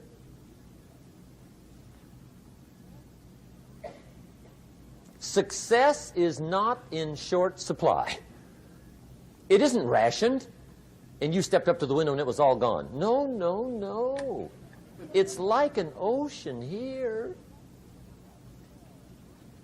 Now, if that's true, what's the problem? Well, some people go to the ocean with a teaspoon. Have you got the picture? See, what you want to do in view of the size of the ocean is trade your teaspoon for at least a bucket, and you'll look better down at the ocean. Kids won't make fun of you, right? Okay. Now, there's 2 ways to ask, and we'll wrap up goal setting. 2 ways. Here's number 1. Ask with intelligence. It didn't say ask intelligently, but I'm sure it meant that. Don't mumble. You don't get anything by mumbling. Be clear. Be specific. Intelligent asking means how wide, how high, how soon, when, what size, what color, how much. Define what you want and describe what you want. That's powerful. In the weekend seminar we teach, goals become like a magnet. They pull you that direction. And the better you describe them, the more they pull. So ask intelligently. Here's number 2. Ask with faith. That's the childish part of the equation. Believe you can get what you want like a child. Not an adult. Adults are too skeptical. So the formula really reads, make plans like an adult and believe in them like a child. And the most incredible things will happen. Just try it for 90 days. Just try it. You can always go back to the old ways. Just try it. Just 90 days, 90 days. Now, here's the last qualifying phrase on goal setting, as we promised to qualify everything. And it simply goes like this. Remember, you won't get everything you want. And we've already studied the reason for that. Simply, sometimes it hails on your crop and rains on your parade. It's that kind of planet. So you won't get everything you want, but if you will work this goal-setting formula, you can get plenty for wealth and happiness. Okay, that's goal setting. We use it around the world. We recommend it. Now, maybe it won't work as well for you as it has for me. I don't know. Maybe not. But what if it did? You got to try. Okay. Here's the last subject, the day that turns your life around. Let me just quickly give you a list of 4 emotions that can change your life in one day. Emotions are powerful. Sometimes it doesn't take much to alter your whole life direction.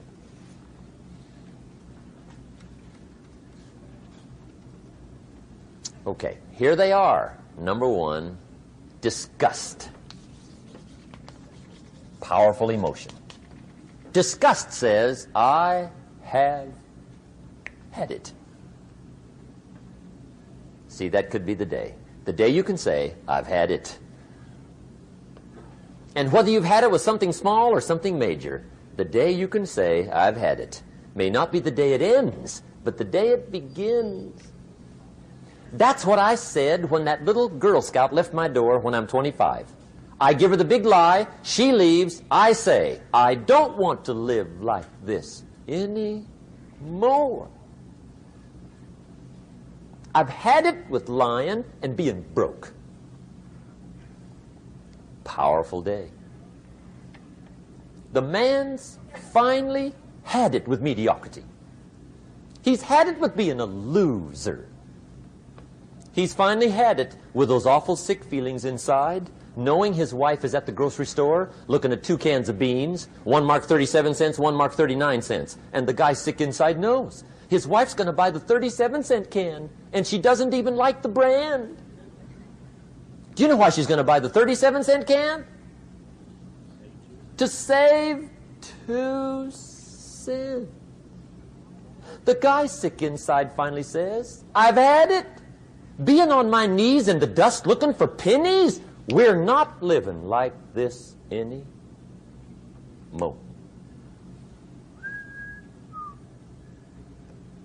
Could be the day that turns your life around. The day you can say, I've had it. He walks into his closet and rips everything in it to shreds and says, I've worn this embarrassing stuff for the last time.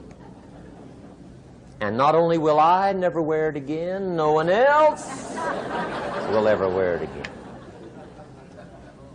Commit an act that says, I've had it. Powerful. Here's the next one. Decision.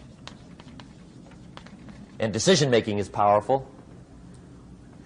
And it's emotional. That's those knots in the pit of your stomach, right? Waking up in the middle of the night in a cold sweat, trying to decide.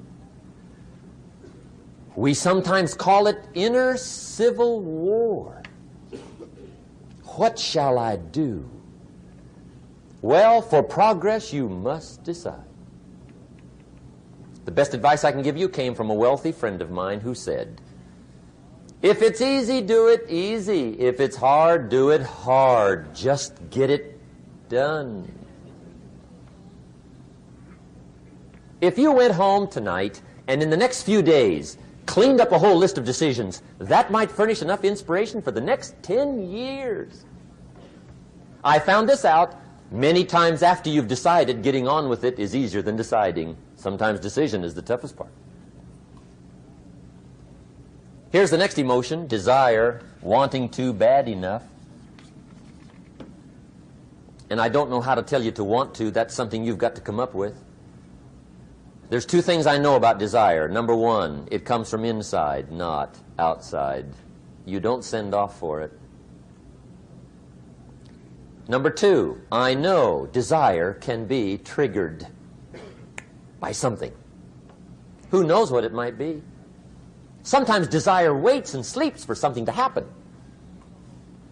Maybe it's a book, maybe it's a song, maybe it's a sermon, maybe it's a lecture, a seminar, maybe it's the conversation of a friend, a happening, an event.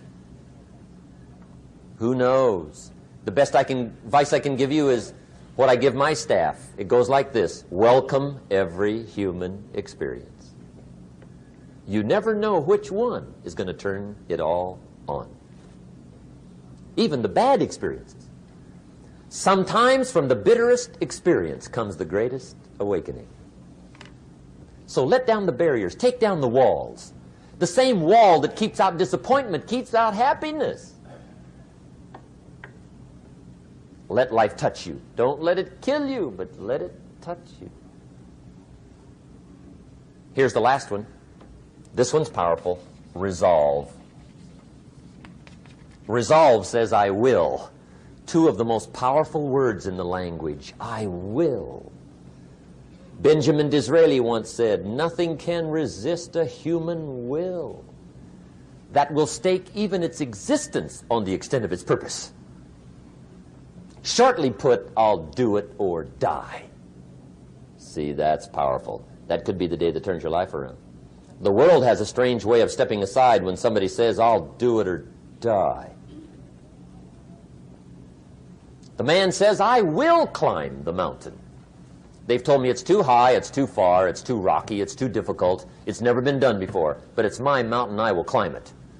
Pretty soon you'll see me waving from the top. Or dead on the side, because I ain't coming back.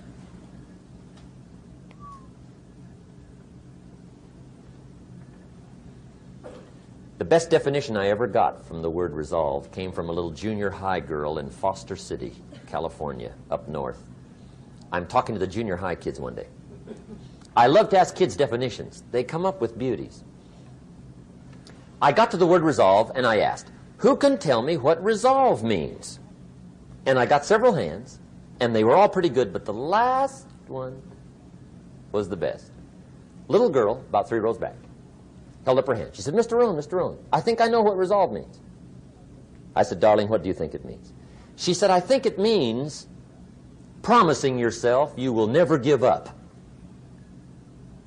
I said, that's it. Webster, stand aside. That is the definition. Promise yourself you will never give up. I asked the kids, how long should a baby try to learn how to walk? How long? How long would you give your average baby before you shut him off? How long? See, any mother in the world would say, you're crazy. My baby's going to keep trying until it learns how to walk. What a magic formula. Now let me show you what triggers all emotions into activity that brings results. And results is the name of the game. Here it is. Action. Finally, you must do something about how you feel. Jesus, the master teacher, said, don't just be listeners, be doers. The world admires the doers. Whatever it takes to get you to try harder, read more, set your goals, and go for it. Here's the next attitude disease. Over-caution. Some people never will have much. They're too cautious. Now, you can also be too reckless, but you can also be too cautious. This is called the timid approach to life. And my caution was always the risk. Risk used to drive me right up the wall. I used to say, what if this happens? It's called the language of the poor. What if this happens? And on top of that, if this was to happen, look at the fix I'd be in. I better not try. I could always ace myself out. Then I'll tell you what changed my whole life when I finally discovered it's all risky. The minute you were born, it got risky. If you think trying is risky, wait till they hand you the bill for not trying. If you think investing is risky, wait till you get the tab for not investing. See, it's all risky. Getting married is risky. Having children is risky. Going into business is risky. Investing your money is risky. It's all risky. I'll tell you how risky life is. You're not going to get out alive. That's risky. The Englishman says, well, if that's the way it's going to work out, let's give it a go. Right, that's what it's for. Give it a go. Somebody says, yeah, but I'm looking for safety and security. Fine, then huddle in a corner. We'll cover you with a sheet, bring you 3 meals a day. And we'll protect you, feed you, look after you, care for you. We won't let anything happen to you. And you'll probably live to be 100. The guy said, well, yeah, I'd live to be 100. But what a way to live. Right. What a way to live, safe and secure. Don't ask for security. Ask for adventure. Better to live 30 years full of adventure than 100 years safe in the corner. And see, it's not important how long you live. What's important is how you live. Here's the next attitude disease. We're almost through with this motley list. In fact, we're almost through. Hang on. The next one is pessimism. Pessimism, the deadly disease of always looking on the bad side, the problem side, the difficult side, checking all the reasons why it can't be done. The poor pessimist leads an ugly life. He doesn't try to figure out what's right. He tries to figure out what's wrong. He doesn't look for virtue. He looks for faults. And when he finds them, he's delighted. How ugly. This is the poor guy who looks through the window, doesn't see the sunset. He sees the specks on the window.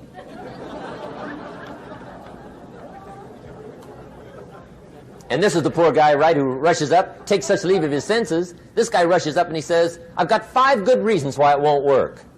He's so dumb he doesn't know all he needs 1. He's got 5.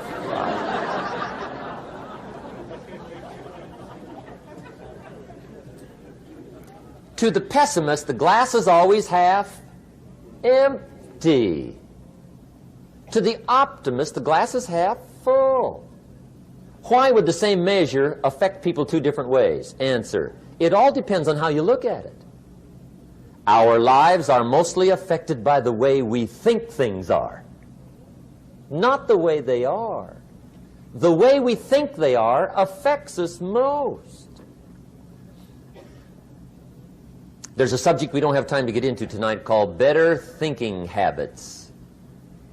One of the major things Shove taught me when I met him, he said, poor thinking habits keeps most people poor. Not poor working habits. Most people work hard, but they don't think hard. And Shove taught me that the mind is like a factory, a mental factory. And whatever you think about all day long pours ingredients into this mental factory. And that's what builds the economic, social, financial fabric of your life. He quoted me a Bible phrase that says, as you think, so you become. How awesome. When he talked about poor thinking habits, he had me. I used to start the day reading the morning newspaper. I mean, you can believe that or not. I'd get a cup of coffee and read the paper. I'd load up on wars and riots and murders and stabbings and killings and bank robberies and muggings and car wrecks and tragedies. I'd even read the back pages. I seem to like that stuff for some weird reason. I'd load up on all that, and then I'd start the day. You can imagine the kind of days I used to have. You walk around on your financial knees. They call you economic peewee.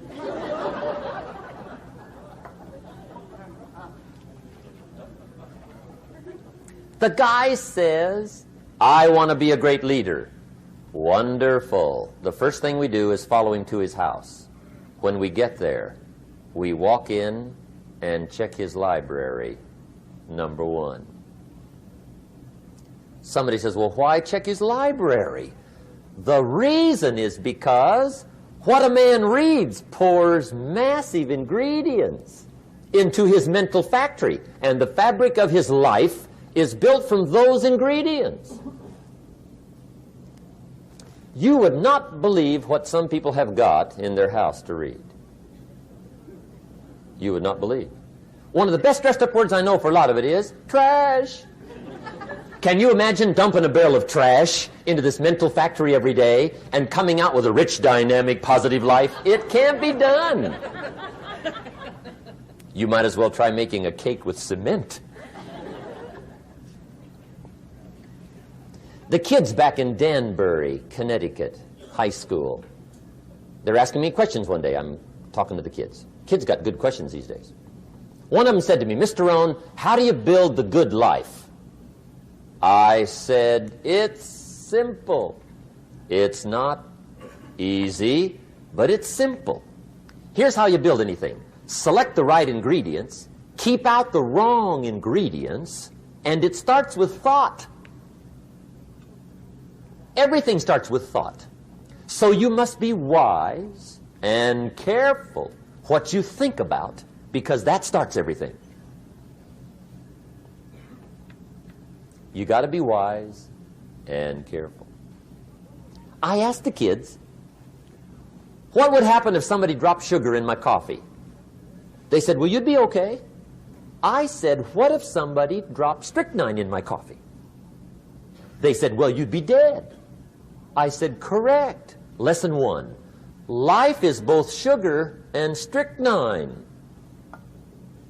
You gotta be careful. I said, what if my worst enemy drops in the sugar? They said, will you be okay? I said, what if my best friend, even by accident, drops in the strychnine? They said, well, you'd be dead. I said, correct. Lesson 2, watch your coffee.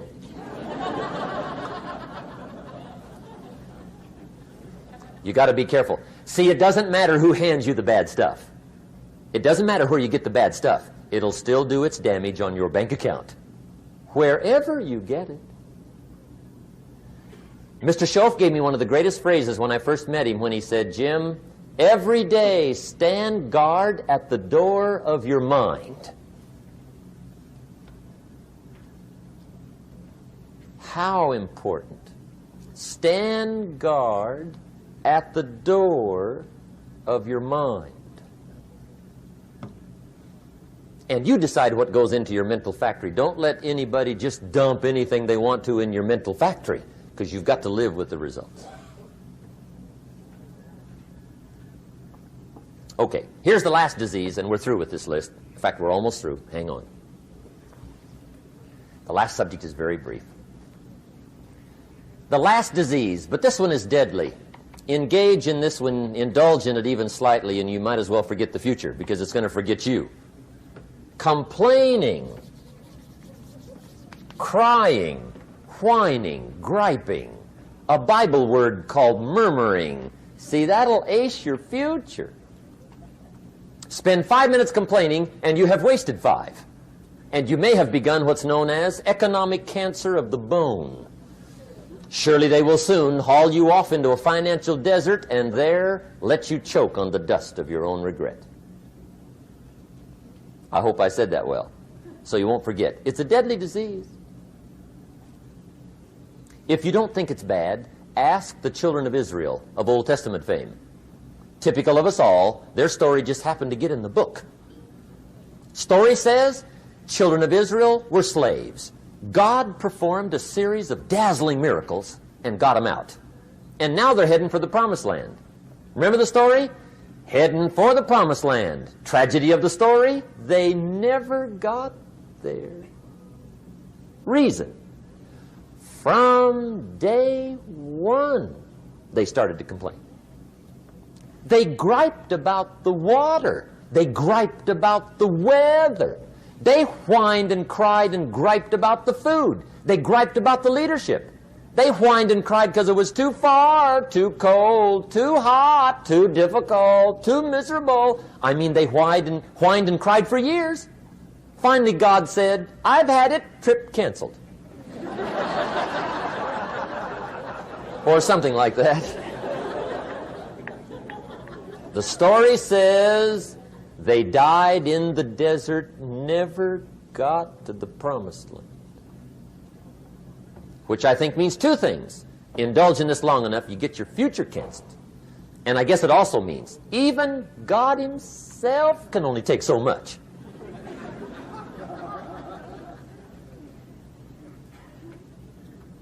Okay. Just be on the lookout of the things that can destroy all the good you start. The war is on. And this evening, tomorrow, mentally, personally, socially, economically, you got to make sure you're winning the war. And this is part of it.